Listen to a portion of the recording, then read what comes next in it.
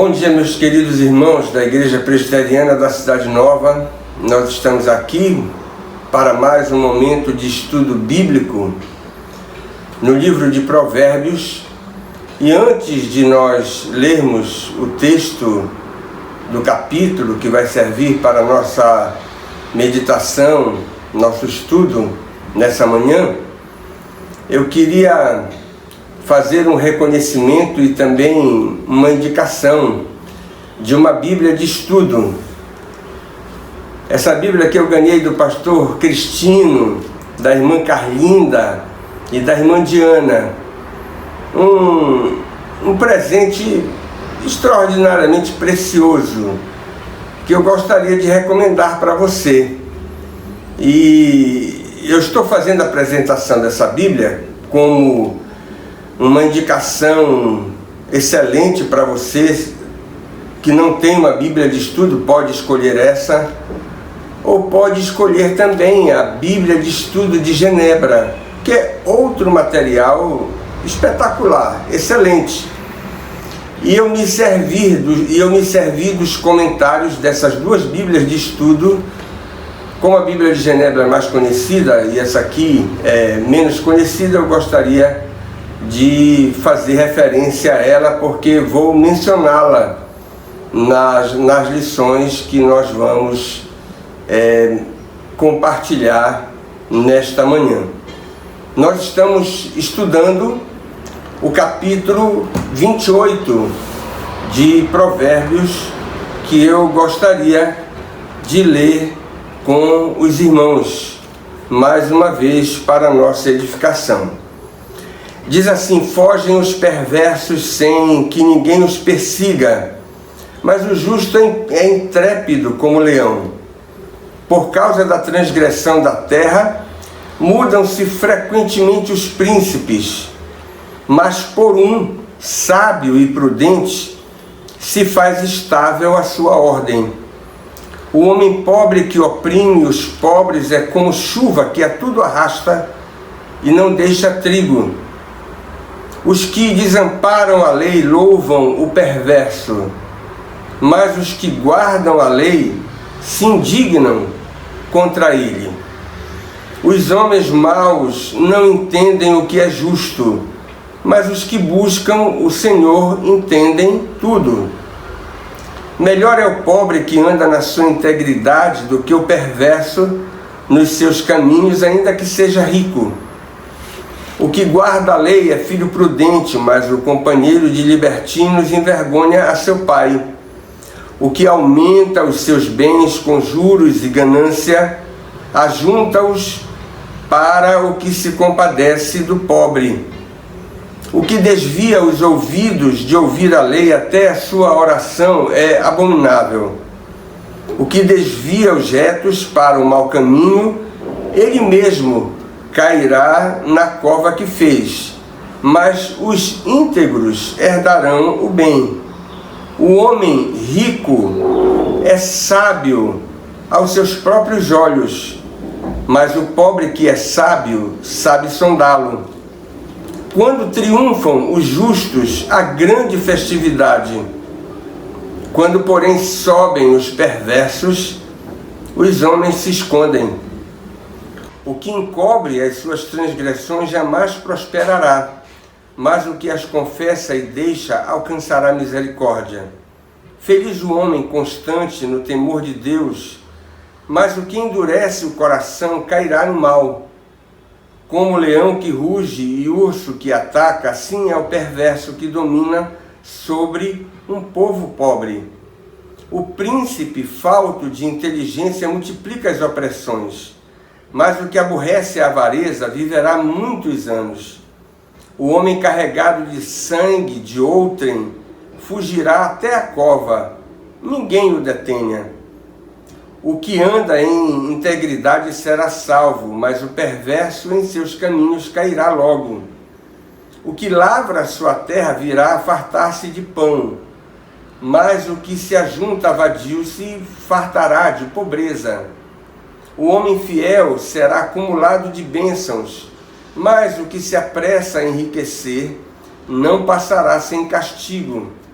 parcialidade não é bom, porque até por um bocado de pão o homem prevaricará. Aquele que tem olhos invejosos corre atrás das riquezas, mas não sabe que há de vir sobre ele a penúria.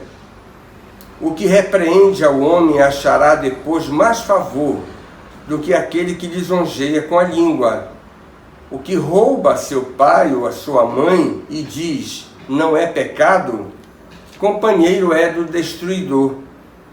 O cobiçoso levanta contendas, mas o que confia no Senhor prosperará.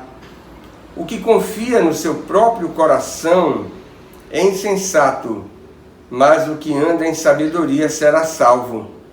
O que dá ao pobre não terá falta, mas o que dele esconde os olhos será acumulado de maldições. Quando sobem os perversos, os homens se escondem, mas quando eles perecem, os justos se multiplicam. Vamos orar, pedindo que Deus nos dê a graça da iluminação para que possamos aprender aquilo que esse capítulo tem para nos ensinar sobre dois assuntos e que não apenas possamos conhecer melhor a palavra de Deus, mas que o Espírito aplique aos nossos corações as lições que vamos compartilhar nesse momento. Nosso amado Deus, nós queremos te dar graças pela bênção de ter a tua palavra, esse livro santo, inspirado, rico, tão prático e que tem a tua digital, um livro que nos ensina não apenas qual é o caminho da verdadeira sabedoria, que é fundamentada no temor do Senhor, mas é um livro que, mais do que ensinar, é um livro que nos desafia a colocar esses princípios espirituais que aprendemos na tua palavra em prática, e pedimos que a iluminação do teu Espírito possa trazer à nossa mente o esclarecimento do texto que nós acabamos de ler. E mais do que isso, suplicamos que o Senhor aplique aos nossos corações aquilo que nessa manhã nós vamos compartilhar com a tua igreja, mesmo que através desse expediente remoto, que o Senhor use da sua graça e de uma forma poderosa abençoe a nossa alma e o nosso coração. Perdoa os nossos pecados, limpa dos nossos corações aquilo que não é do teu agrado e nos habilita para fazer a tua vontade em todas as dimensões da nossa vida. Em nome de Jesus. Amém. Irmãos, a segunda lição que eu gostaria de compartilhar deste capítulo precioso é sobre a oração.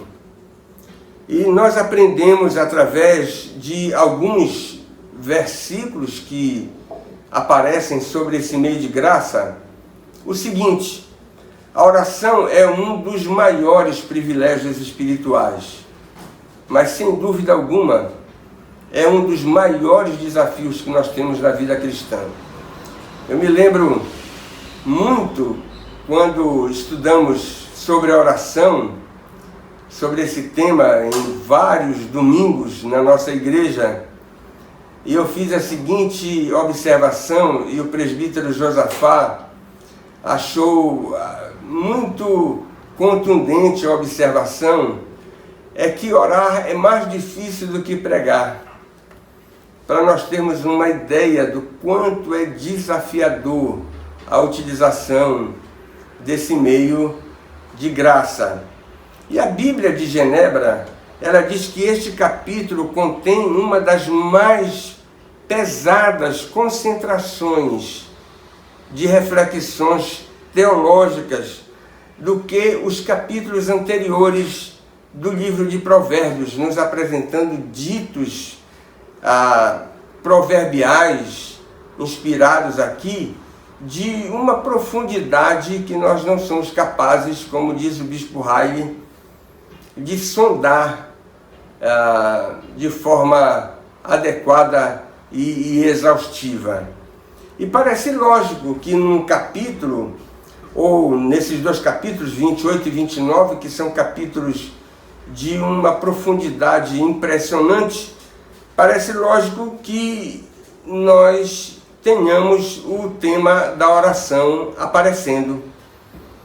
E eu queria ver esses versículos que nos ensinam alguma coisa sobre esse preciosíssimo e desafiador meio de graça. Primeiro que tudo, a oração sincera aprimora o discernimento do crente, do devoto, daquele que é servo de Yahvé, usando a linguagem, a terminologia do Antigo Testamento. É o que você tem aí no verso de número 5, quando o autor sagrado diz que os homens maus não entendem o que é justo, mas os que buscam o Senhor, buscam através da oração, entendem tudo. Obviamente, nós não temos aqui o autor sagrado falando de conhecimento acadêmico, mas de compreensão espiritual. Nós também não podemos dizer que temos aqui uma formulação no sentido absoluto. Tudo que aparece aqui não tem esse sentido de absolutização, né? Como se pela oração nós pudéssemos compreender todas as coisas e principalmente aquelas que precisam de exercício na questão da aprendizagem. E quando eu estava escrevendo essa lição, me veio à mente o crente, né? O aluno crente que vai fazer uma prova e não estudou. Então, através da oração, ele não vai adquirir ou tomar posse do conhecimento que ele deveria assimilar através do seu esforço, quer seja durante a aula, onde o conteúdo foi transmitido pelo professor, quer seja em casa se preparando antecipadamente para a prova. A oração não vai operar nenhuma mágica para que o estudante tire 10, o estudante crente tire 10, se ele não aproveitou os momentos para assimilar o conhecimento. Portanto, nós temos aqui conhecimento espiritual e não conhecimento acadêmico. As Escrituras ensinam que os homens que se exercitam na devoção piedosa, eles são iluminados por uma espécie de discernimento, de capacidade espiritual para distinguirem entre aquilo que é mal e aquilo que é bom, entre aquilo que é virtuoso e aquilo que desagrada a Deus. E é interessante que esse é um processo que se introduz na experiência do crente quando ele se converte. Ele passa a amar aquilo que Deus ama e passa a aborrecer aquilo que Deus aborrece. E à medida que ele vai avançando na sua maturidade cristã, o seu discernimento vai sendo ampliado.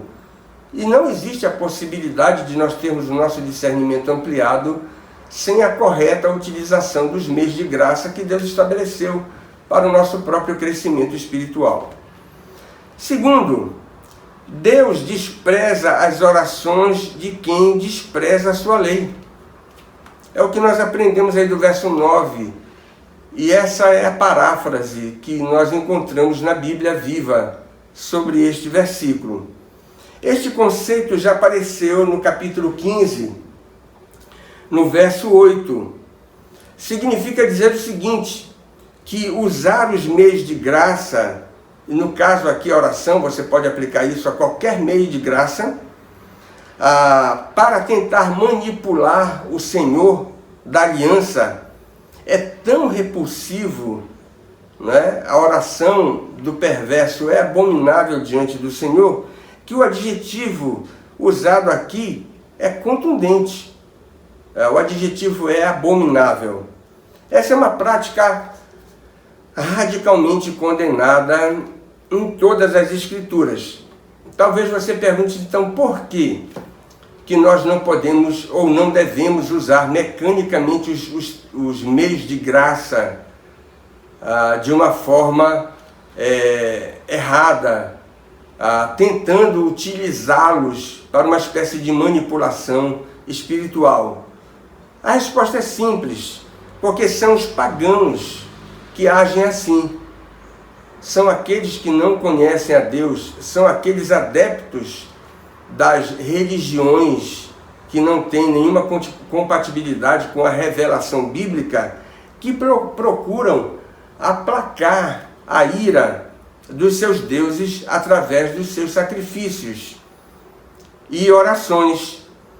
E é interessante como você observa o mundo incrédulo tentando utilizar mecanismos para mudar uma determinada situação, e eles querem utilizar esse tipo de expediente, muitas vezes expedientes religiosos, para mudar uma determinada situação que lhes é desconfortável, mas querem a mudança, mas pretendem continuar vivendo pecaminosamente. Então, essa contradição entre a utilização dos meios de graça, os mais legítimos que Deus estabeleceu para a nossa edificação, essa utilização não pode ser praticada por nós, como crentes da aliança, do pacto, como uma espécie de manipulação espiritual do Deus único e verdadeiro, porque Ele não se deixa manipular dessa forma. Nós aprendemos como um dos princípios mais elementares naqueles estudos que tivemos sobre os meios de graça, é que eles não operam automaticamente. Lembra daquela expressão ex opere operato? Os meios de graça não operam mecanicamente, automaticamente. A mera utilização dos meios de graça, a Bíblia não nos garante a sua eficácia. Terceiro, o que nós aprendemos: a oração é uma das maiores portas de esperança. Mas preste atenção, é uma poderosa, grandiosa, maravilhosa porta de esperança para pecadores arrependidos. Olha o verso 13, muito interessante, um verso muito conhecido, um dos mais conhecidos aqui desse capítulo. O que encobre as suas transgressões jamais prosperará, mas o que as confessa e deixa alcançará misericórdia. Na verdade, nós podemos dizer que aqui nós temos um versículo penitencial que concorda perfeitamente com aquilo que você tem ensinado no Salmo 32, que é um salmo penitencial de Davi. Aquilo que é ensinado também no Salmo 51, que é outro salmo penitencial. A oração, ela tem 5 departamentos, que nós já tratamos disso nos nossos estudos. E um dos departamentos é a confissão. E aqui há um grande desafio nessa esfera da confissão. Não basta a mera confissão. E esse é um ensino que nós encontramos em toda a Escritura. Mas o abandono do pecado confessado. Talvez a melhor ilustração que nós tenhamos da confissão oral e até pública, sem o acompanhamento devido da mudança que Deus exige, é Saul. Quantas vezes Saul confessou, reconheceu, verbalizou isso publicamente, quando perseguia Davi, que estava errado. Mas eu lhe pergunto, apesar dele até ter chorado né, dele ter se emocionado ao reconhecer que ele estava errado na sua conduta, eu lhe pergunto, quantas vezes ele mudou? Nenhuma. Mas por que não mudou? Porque não havia verdadeiro arrependimento no seu coração. Ou seja, ele perdeu a bênção de entrar pela porta da misericórdia. Ele deixou de receber o perdão divino para os seus pecados cometidos ao perseguir um homem justo, como era Davi. E o texto diz, olha, aquele que encobre as suas transgressões jamais prosperará, mas aquele que as confessa e deixa, alcançará misericórdia. A misericórdia, irmãos, ela só alcança aqueles que reconhecem os seus pecados, confessam os seus pecados e abandonam os seus pecados. Esse é o ensino que nós temos nas Escrituras a respeito da verdadeira penitência, do verdadeiro arrependimento. E a última lição que eu quero ver com os irmãos está relacionada com um substantivo que aparece 7 vezes aqui neste capítulo e que nós não podemos deixar de considerar a partir da ocorrência significativa desse substantivo, que há uma lição envolvida por trás. E é o substantivo perverso. E a lição é a seguinte, uma vez que perverso é sinônimo de homem inconverso, de ímpio, de alguém que não nasceu de novo, a gente pode dizer, tendo isso em mente, que a lição é a seguinte: os ímpios levam uma vida atormentada. A igreja sabe disso.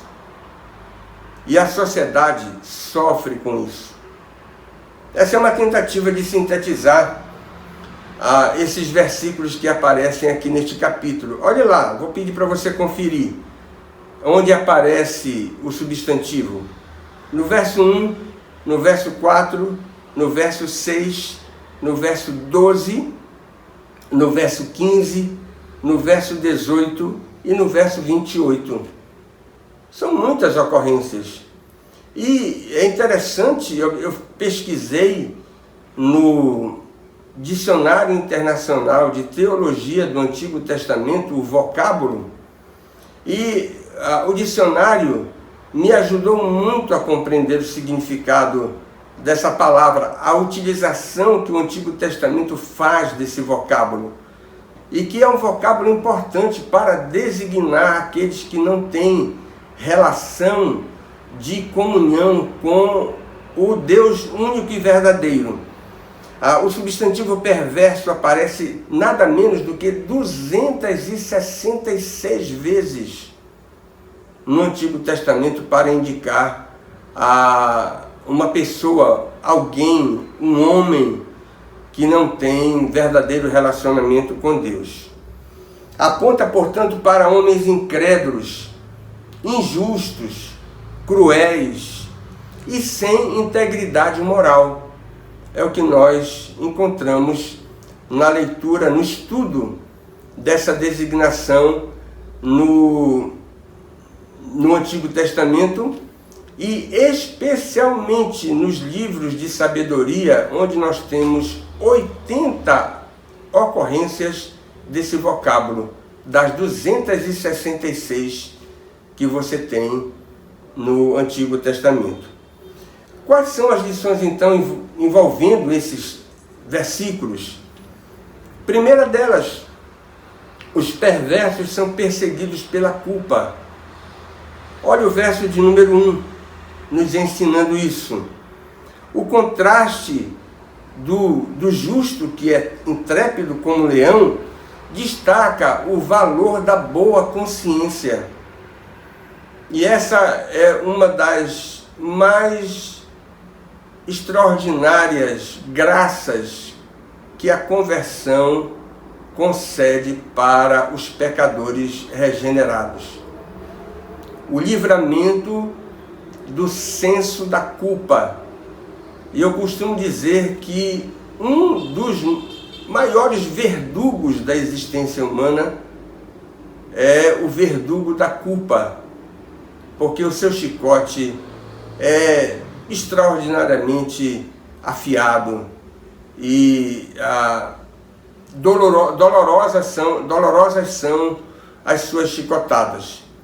E no versículo 1 nós aprendemos que o homem justo, ele é intrépido, porque ele não tem uma consciência manchada pela culpa. Há uma ilustração disso no próprio capítulo, ilustração relacionada com esse conceito. Pense num homicida errante. No contexto do Antigo Testamento, alguém que tinha cometido um homicídio e agora estava fugindo dos vingadores de sangue. E no versículo 17, ele foge tão desesperadamente, não apenas por causa do seu crime, mas por causa da culpa que o persegue. E o texto bíblico diz, olha, ninguém o hospede, a fim de que ele continue errante na sua própria fuga. O autor sagrado, usando daquela superlatividade que nós encontramos frequentemente no livro de Provérbios, melhor é, ele destaca que a integridade do pobre é melhor o pobre íntegro do que o perverso rico. Você tem aí o verso de número 6. Mais adiante o capítulo destaca que a instabilidade da vida do ímpio está relacionada com a sua falta de integridade. Nada mais lógico.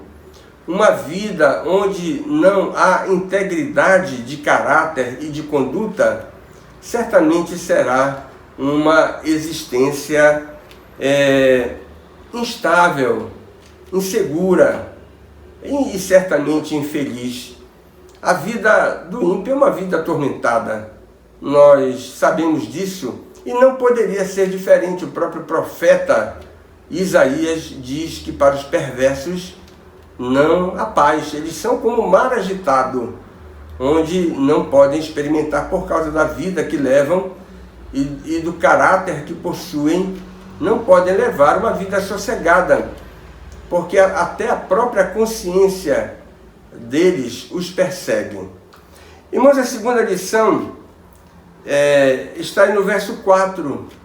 Nós, como crentes, sabemos que os ímpios vivem uma vida atormentada, desassossegada. E, em outras palavras, o discernimento da igreja a respeito da natureza humana corrompida, às vezes esse discernimento se engana, não é? Imaginando que os ímpios podem estar vivendo numa condição maravilhosa, né? Isso é possível. Grande Asaf se enganou com a prosperidade dos maus. E eu, pelo menos, estou muito longe de Asaf.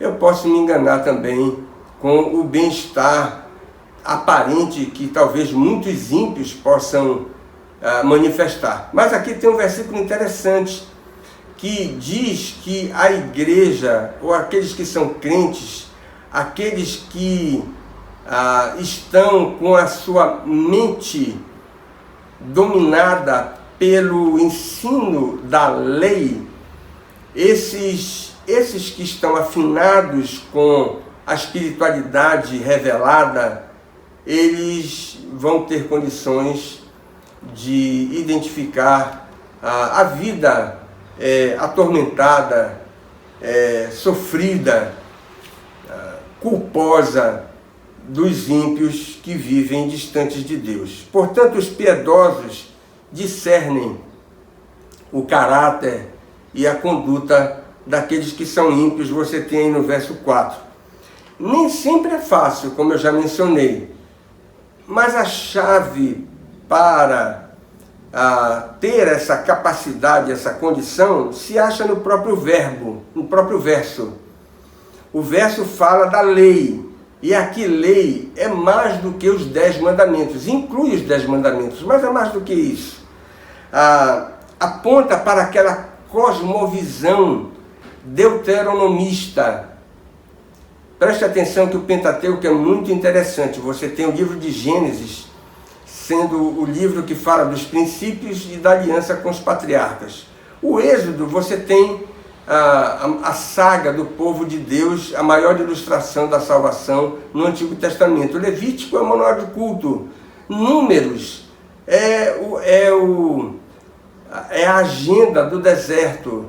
Na verdade, é uma espécie de diário que foi escrito para nós aprendermos alguns princípios da nossa caminhada aqui neste mundo.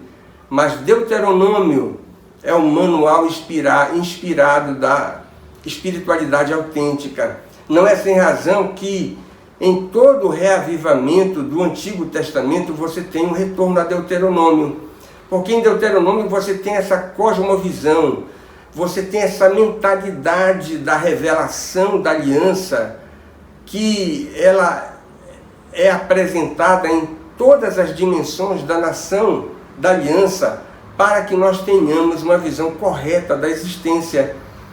E quando o texto bíblico fala de lei, repetidamente ele fala de lei aqui, não está apontando exclusivamente para os 10 mandamentos, mas para essa mentalidade, para essa cosmovisão de Deuteronômio, que nós podemos dizer que deve ser a mentalidade com a qual a igreja deve olhar para o mundo dos seus dias, como aquela mentalidade serviu e não mudou, ela continua a mesma. Serviu para que os crentes da antiga dispensação, tanto quanto como os crentes da nova dispensação, possam avaliar as questões que têm diante dos seus olhos para julgar na época em que vivem. Mas talvez você pergunte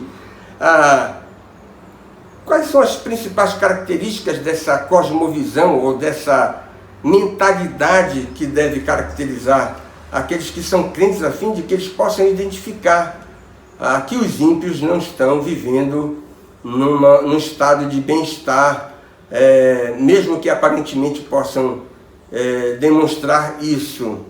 Essa cosmovisão, ela é caracterizada por uma moralidade ampla. Significa dizer que há um moralismo, no bom sentido, ensinado por Deuteronômio, que envolve alguns padrões que nós devemos ter sempre na nossa mente. Padrões relacionados com a sexualidade, padrões relacionados com a honestidade, padrões relacionados com a veracidade, padrões relacionados com legalidade.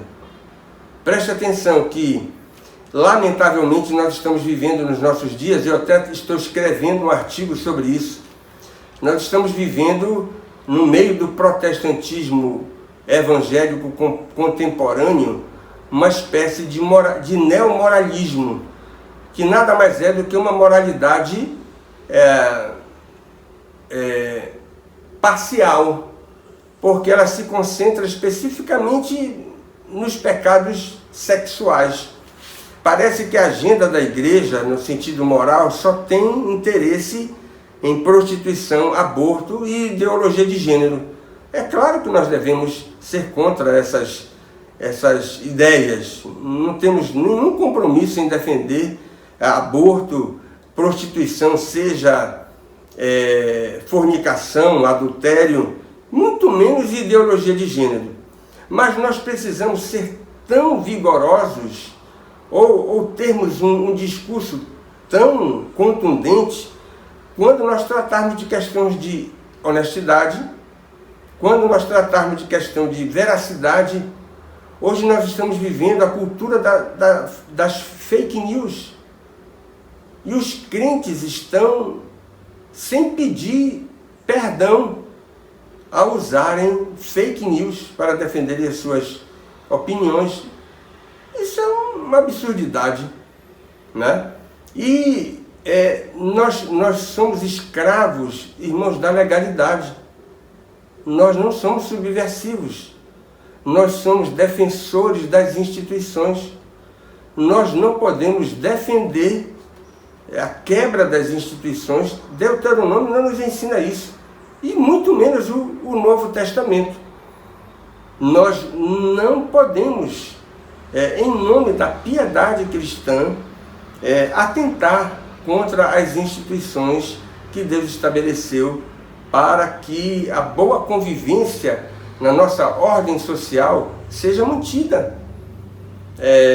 Mas tem crentes defendendo, e pastores defendendo a ilegalidade de uma forma criminosa. Nós não encontramos esse ensino nas Escrituras. Irmãos,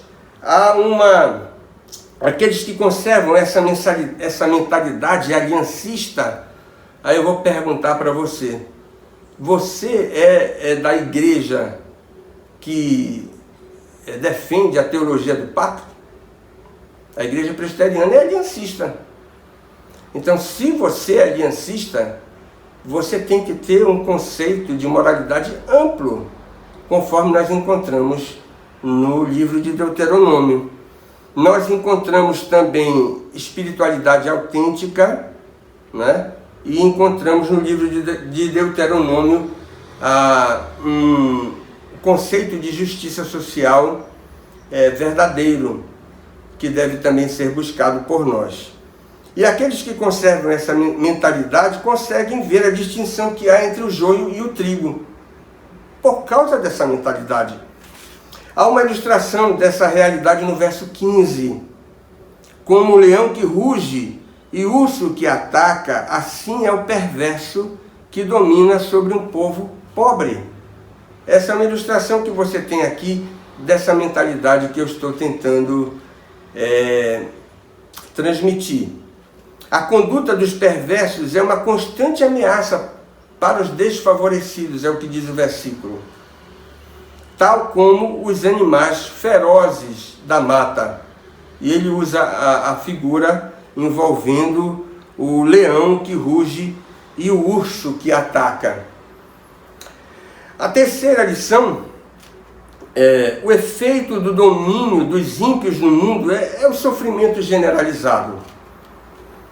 Nós não podemos esperar, é claro que essa é uma questão relativa, que a gente precisava pensar com mais tempo, mas na medida em que os ímpios dominam o mundo, e quanto mais perversos eles se mostram, mais nós teremos sofrimento generalizado sendo dissipado no meio de uma sociedade sem Deus. 2 vezes se diz isso nesse capítulo. Olha o verso 12, que eu já fiz referência no estudo, na primeira parte do estudo desse capítulo. Olha o verso 28. A metáfora aqui utilizada pelo autor sagrado é de assumir a liderança. Quando o perverso domina sobre um povo, os justos são alienados. E a sua morte, regra geral, traz de volta a contribuição dos santos. É o que você tem no verso 28. E aqui eu quero citar o comentário da Bíblia de Genebra. A justiça conduz à ordem social. Olha que coisa, ao bem-estar social e à felicidade. Não é meu comentário, é da Bíblia de Genebra, que eu não trouxe para cá. Ao passo que a injustiça destrói e aliena. E agora eu vou citar o comentário da Bíblia de Estudo da Reforma. Os comentários são extensos, eu iria me perder aqui se fosse citar todos os comentários da Bíblia de Genebra e da Bíblia de Estudo da Reforma. Mas eu separei esses dois. Os reis precisam estar atentos não somente aos ricos e influentes, mas também àqueles entre os pobres que são negligenciados e tratados injustamente. É o comentário dessa Bíblia que eu apresentei.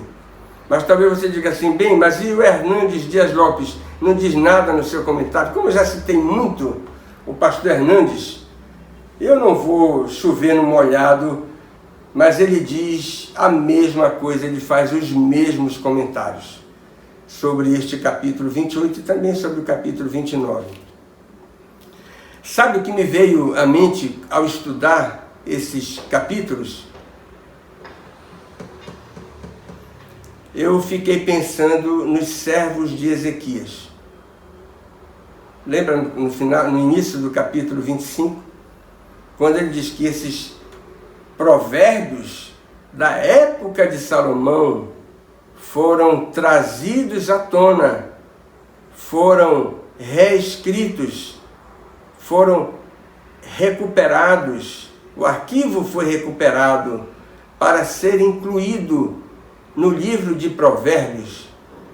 Eu fiquei pensando, ao ler esses versículos, ao tomar conhecimento desses versículos, se é que ele não tinha conhecimento, eu escrevi aqui, esses provérbios devem ter dado um calafrio no rei Ezequias.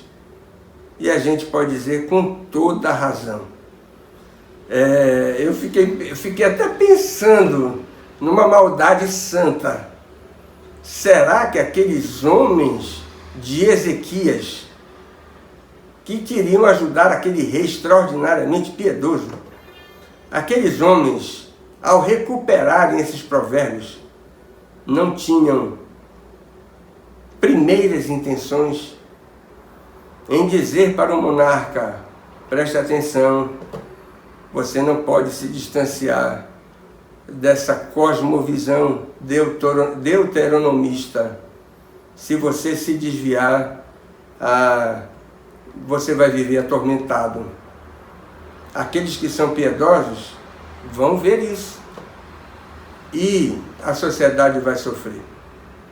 Irmãos, a oração é um dos maiores privilégios espirituais, sem sombra de dúvidas, mas é um dos maiores desafios que nós temos na vida cristã. E que Deus nos abençoe como crentes, para que tenhamos consciência limpa, para que sejamos intrépidos como leão, para que as outras pessoas vejam a integridade da nossa vida e possam dizer que nós estamos afinados com aquela cosmovisão de Deuteronômio e que o fruto, o trabalho das nossas mãos seja um trabalho abençoador para aqueles que porventura cruzarem conosco na nossa caminhada cristã. Que aqueles que estão ao nosso derredor não venham a sofrer com a nossa falta de sintonia com a revelação de Deus para o nosso coração. Vamos orar mais uma vez? Deus eterno, muito obrigado pela bênção maravilhosa de ter a Tua Palavra Santa. Nós te agradecemos por todos os meios que o Senhor estabeleceu para que, através do uso correto desses meios, nós tivéssemos a possibilidade de crescer na graça e no conhecimento do Senhor, de avançarmos na nossa caminhada de santificação. E usa da Tua misericórdia, ó Deus, tem piedade de nós, socorre-nos e aplica aos nossos corações a Tua santa palavra, para que tenhamos uma boa consciência, para que sejamos intrépidos e que nada nos persiga, que também o Senhor nos mantenha com a mente afinada, perfeitamente casada com aqueles padrões morais, espirituais e também de justiça que nós temos tão bem delineados naquele manual inspirado da espiritualidade autêntica que é Deuteronômio. Ajuda-nos a conservar na nossa mente essa cosmovisão da aliança, a fim de que possamos ter discernimento para julgar todas as coisas que estão relacionadas com a nossa vida nesses dias de tanta confusão. E que o Senhor use da sua graça, usando o nosso testemunho, para que o teu nome seja glorificado. Perdoa os nossos pecados, mais uma vez nós te suplicamos, em nome de Jesus. Amém.